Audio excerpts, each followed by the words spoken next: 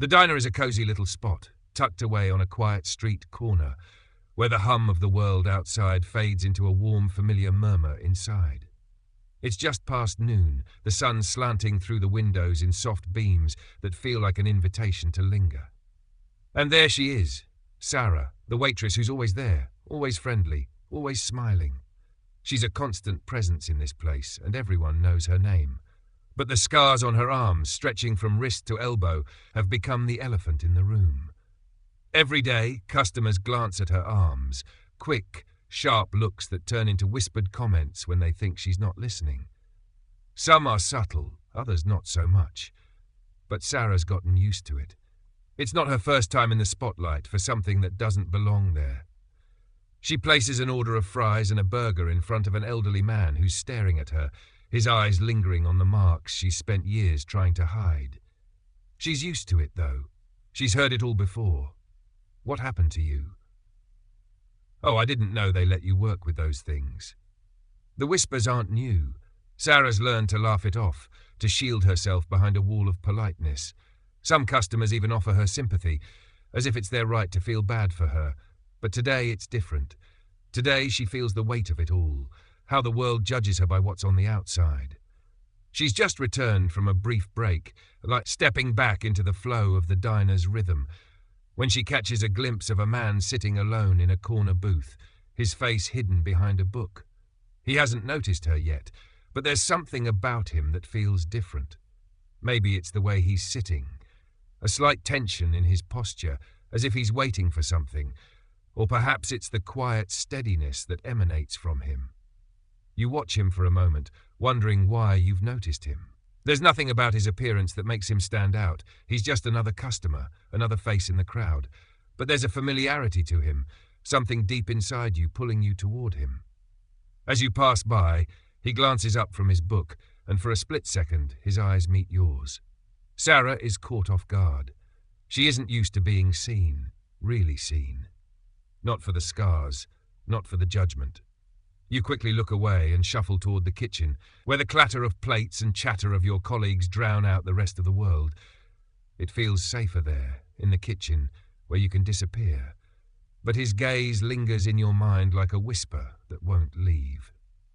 Later, when the rush dies down and the clatter of plates has softened, you find yourself glancing back toward the corner booth. He's still there, a steady presence among the quieter crowd now filling the space. There's something about him, something that feels grounded.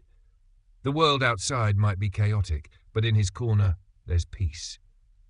His book lies on the table, untouched for a while now. He's not really reading it. Instead, his eyes are watching the room, observing the ebb and flow of patrons, his gaze occasionally landing on you. This time, he doesn't look away. You hesitate, unsure of whether you should approach.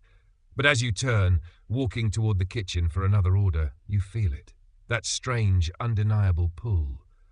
Like something in his presence is calling to you, silently urging you to take the first step. You stop yourself just before reaching the kitchen door. A soft breath escapes your lips as you look down at your arms, your scars. It's a reflex now, checking to make sure they're not too obvious, that no one is staring. But today you don't feel like hiding them. Taking another deep breath, you head toward his booth. He looks up just as you reach him, and this time there's no hesitation in his expression. He acknowledges you with a subtle nod, his eyes focusing on the tattoo that stretches across your wrist, visible now that your sleeve has rolled up slightly. It's a small, simple thing, just a unit insignia. No words, no frills. Just the ink of a past that many have forgotten, but that you carry with you every day. His face shifts slightly, and for the first time you notice something that sets him apart from the others. His gaze isn't one of judgment or pity, it's recognition. "Veteran?" he asks, his voice rough but kind, like someone who's spent more time in the field than in front of a microphone. You nod, surprised. You didn't expect him to recognize the insignia. The fact that he does makes you pause. "Yeah," you answer quietly. "I served." He leans back slightly, his eyes narrowing just a bit, almost as though he's sizing you up, but not in the way you're used to. Not for the scars or the way you walk with your head slightly down. Instead, it's like he's seeing something deeper, like something he recognizes in you. like he's not looking at you for what you've been through, but for what you still are. "I'm a vet too," he says with a slight grin. "Name's Tom. I was with the one at first." You take a seat across from him, still a little taken aback by the ease of his words, the natural flow of the conversation. There's none of the usual awkwardness you feel when someone tries to connect with you about your service. The curiosity, the uncomfortable questions. There's just a quiet understanding between the two of you. "I served in Iraq," you say, finally allowing the words to spill out. Tom nods, his expression not changing, but you can tell he's listening.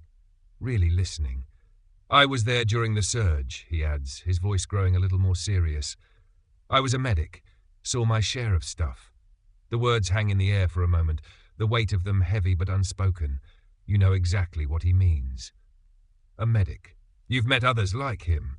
Those who've had to make impossible choices. Those who've seen the rawest side of war. You don't ask for details, and he doesn't offer them. There's an understanding that only veterans share.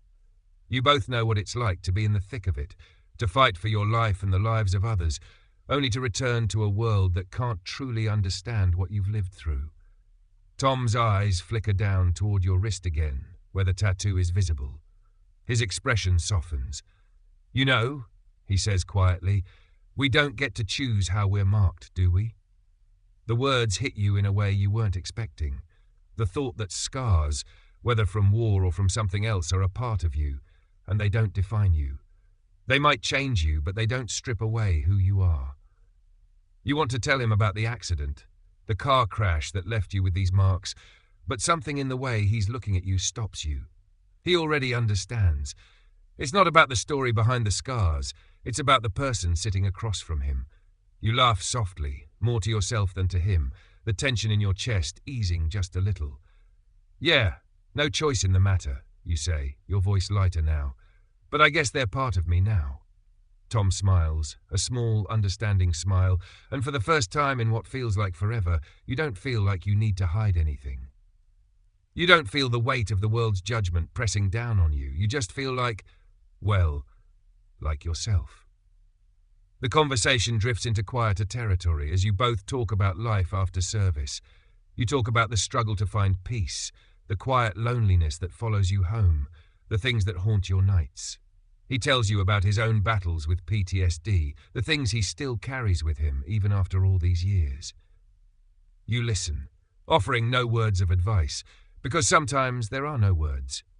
Sometimes it's enough just to be there, to listen, to understand.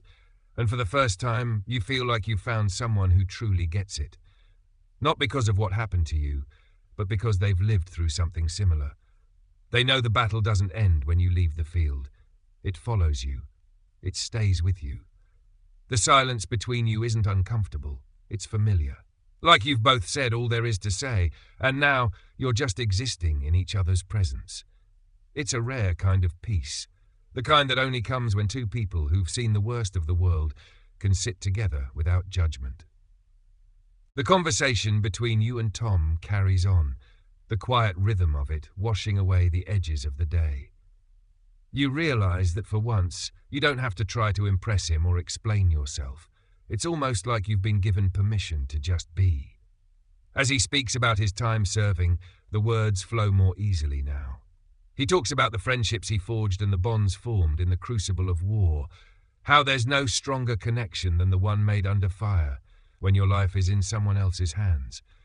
But he also talks about the aftermath, the years it took to process what he had seen and done, the long road toward healing. You find yourself nodding, not because you agree with every word, but because it's a shared truth. The things we do, the things we endure, don't go away easily. And no matter how hard you try, it's impossible to return to normal. Tom isn't looking for sympathy. There's no mention of awards or accolades, no self-congratulation. He simply states facts, speaks from his experience, and that's all you need. You ever try therapy? He asks suddenly, his eyes studying you carefully. You think about it for a moment. You've tried a few things over the years, some with better results than others. It's hard sometimes to let anyone see the scars that go deeper than the ones on your arms. Opening up feels like showing someone your soul, fragile, wounded, raw. and that's not something most people can handle. Yeah, you admit, your voice quieter than usual. A little here and there. It doesn't always stick, though. Tom's gaze softens with a knowing empathy. It's tough, but you've got to keep going. It's not about fixing everything right away. It's about learning to live with it, you know? Learning to work with it instead of against it. His words settle over you like a heavy blanket, warm and grounding. He's right, of course. You've spent so many years trying to run from the past, trying to bury it, that you've forgotten that it's a part of who you are. It doesn't have to define you, but it will always be with you. There's a brief pause, and for the first time, Tom leans back in his booth and gives you a long look. You ever find it hard, being around people who don't understand? He asks, his voice softer now, the edges of his words almost tender.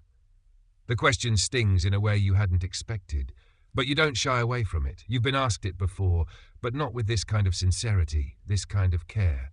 Yeah, you admit, all the time. It's like everyone else is moving forward and I'm still stuck in the past. They don't get it. They never will.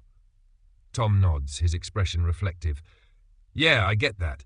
It's like you're carrying something no one else can see, and no matter how hard you try, it's like you're always a step behind. They don't get it. Not until they've been there. There's a long silence now. The hum of the diner fades, the clink of silverware and the murmur of conversations becoming distant sounds. In this moment, it's just the two of you, two veterans, each carrying their own burdens, but somehow finding solace in shared silence. Finally, Tom speaks again, his voice quieter than before. You know, it's funny, he says. You think you're the only one dealing with this stuff. You think you're the only one who feels alone. But then you meet someone who's been through it, and it's like they understand without even needing to hear your whole story. You glance down at your hands, the way your fingers trace the edges of the scars on your arms. You've never really thought about it like that, but now, hearing it from him, it makes sense. It's not just about the war. It's about the way we carry it with us. The way we carry all the things we've survived and the weight of the things we didn't survive. Yeah, you say quietly, your voice thick with emotion. I get that. It's like, finally someone sees me for who I really am, not just for the scars, but for the person I've become because of them. Tom's eyes soften again, and for a moment you almost feel like he's seeing something in you that you've never seen in yourself.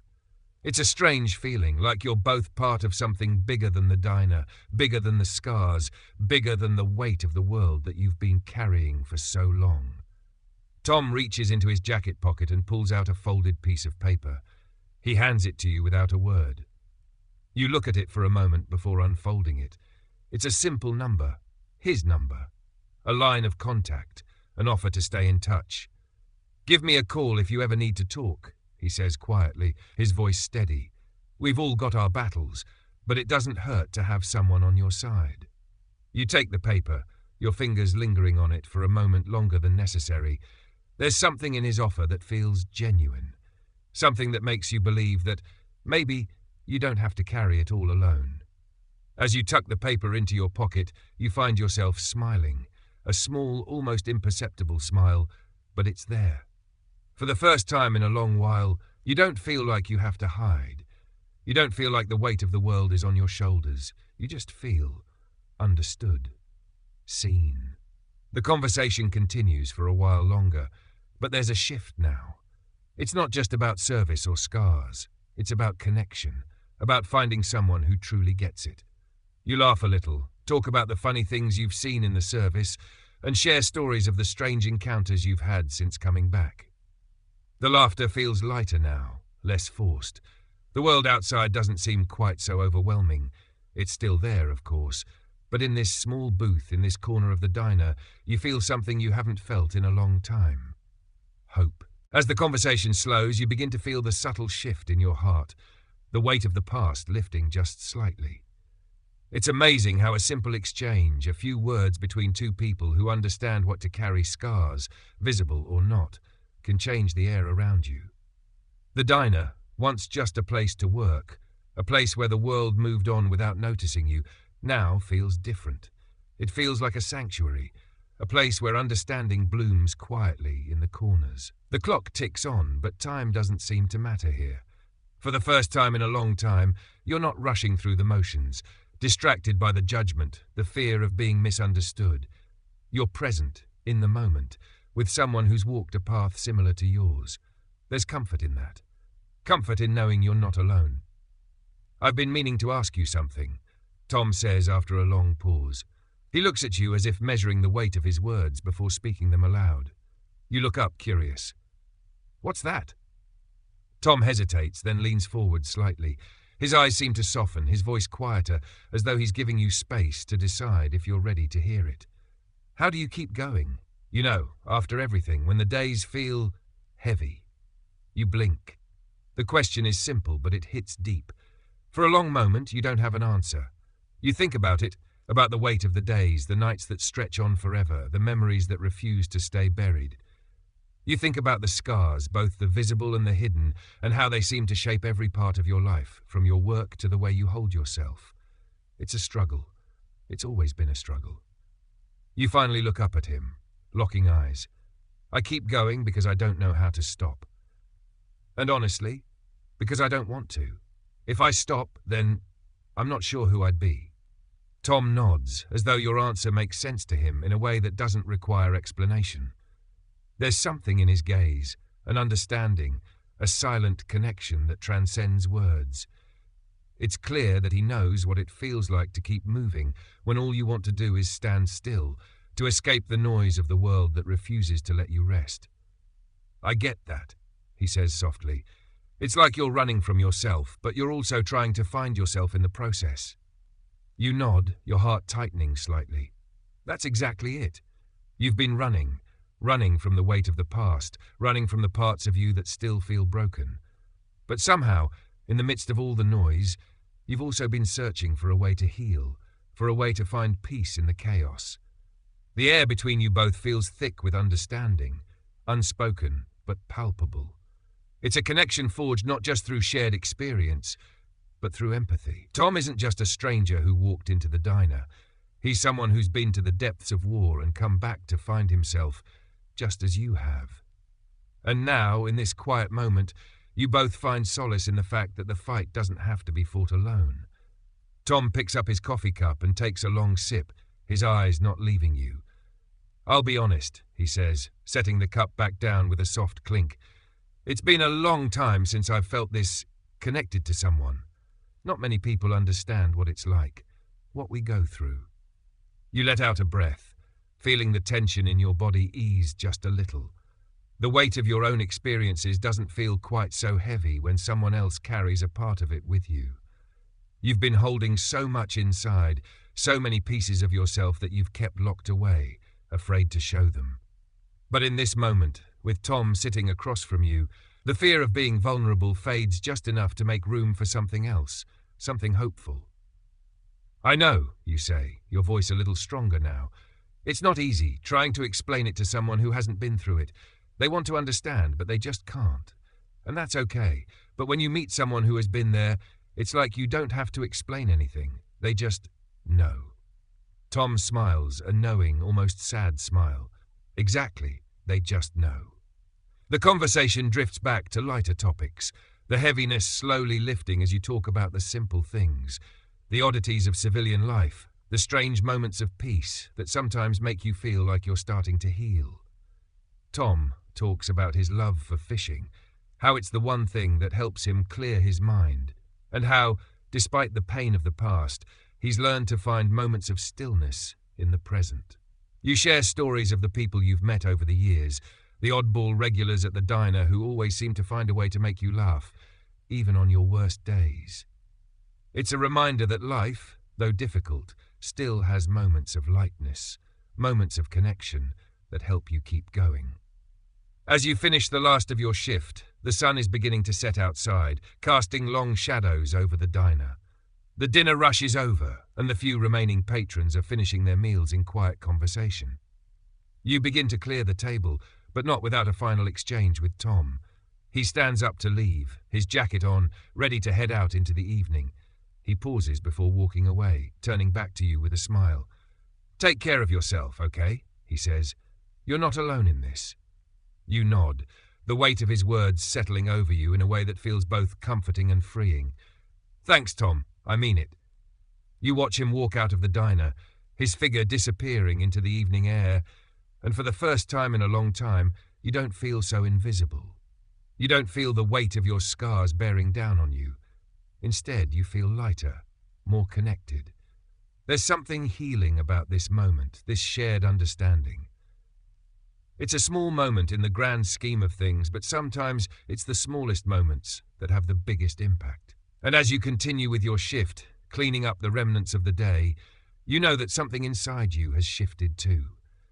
The past still lingers, but it no longer holds you captive. You found a way to keep going, not by running from the past, but by accepting it as part of who you are. And maybe, just maybe, you're starting to find your way back to yourself. As the evening continues, the diner empties out, leaving only the quiet hum of the fluorescent lights above and the distant clatter of dishes being washed in the back. It's peaceful, the kind of quiet that lets you think, lets you breathe. You move through the motions of cleaning up, stacking chairs, wiping down tables, but your mind keeps drifting back to the conversation you had with Tom. It's funny, really, how a single conversation can shift your entire perspective, can make you feel like maybe there's something more to life than just getting by. It's been a long time since you felt this way, this sense of connection, of understanding. Tom had offered you a gift, something more valuable than words, the assurance that you're not alone. And for a moment, you allow yourself to believe it. You allow yourself to imagine a world where there's more than just survival, more than just existing. Maybe, just maybe, there's space for healing. You finish up your shift, the clock ticking slowly toward closing time. But as you stand by the door, wiping down the last table, you catch a glimpse of the reflection in the glass window. Your scars are still there, still visible under the flickering light. But they don't feel as heavy tonight. They don't feel like a mark of shame anymore. Instead, they're just part of you. Like the lines on an old map, marking places you've been, challenges you've overcome, and the strength you've built along the way. As you lock up the diner, the cool night air wraps around you, and you take a deep breath. There's a sense of peace here, in the stillness, in the quiet after hours. You walk down the street, the rhythmic click of your shoes on the pavement matching the steady beat of your heart. The world outside the diner feels different now. The weight of judgment, the stares that always followed you, seem a little lighter. Maybe it's because, for once, you've seen beyond the surface. You've seen yourself for who you are, not just for what the world has chosen to define you by. The thought of Tom lingers in your mind, like a soft echo. You wonder where he's going now, what his life is like outside this diner. You wonder if he feels the same weight you do, if the scars from his past ever get lighter.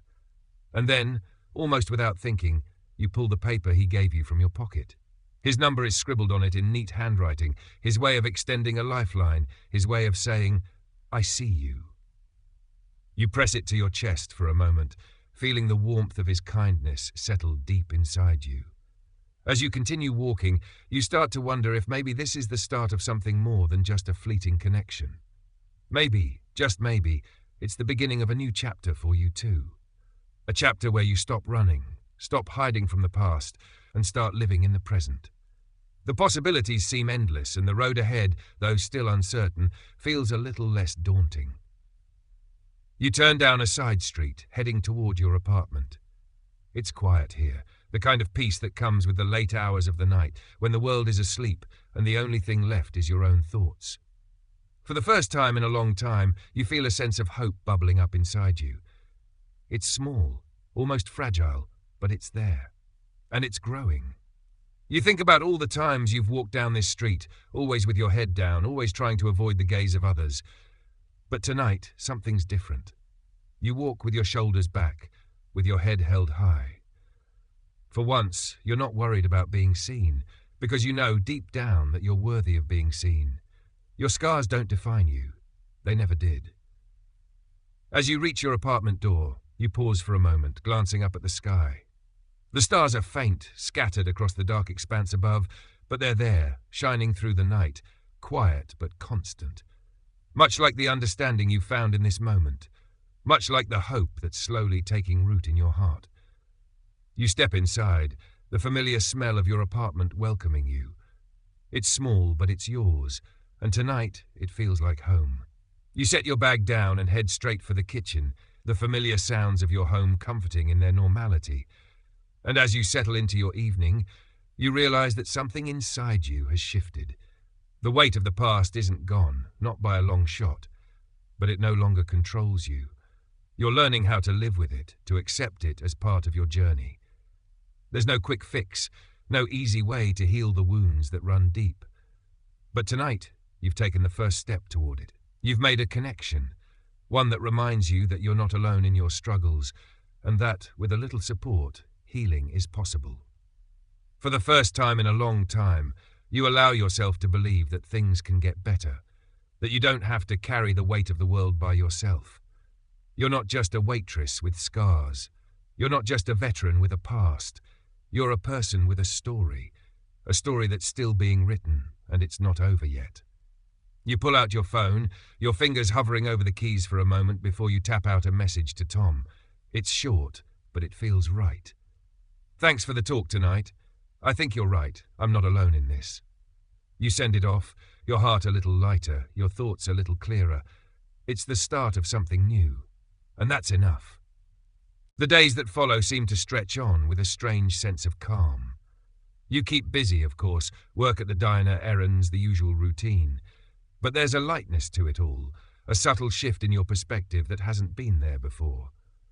Each day feels a little less like a grind, a little more like an opportunity to live, rather than merely survive. You carry the memory of that conversation with Tom like a quiet whisper in your ear, reminding you that you're not defined by the weight of your scars, that healing doesn't have to be an impossible dream. You don't have to keep running anymore. A week goes by before you hear from him again. It's a simple message, just a few words, but it carries a warmth that makes your heart skip a beat.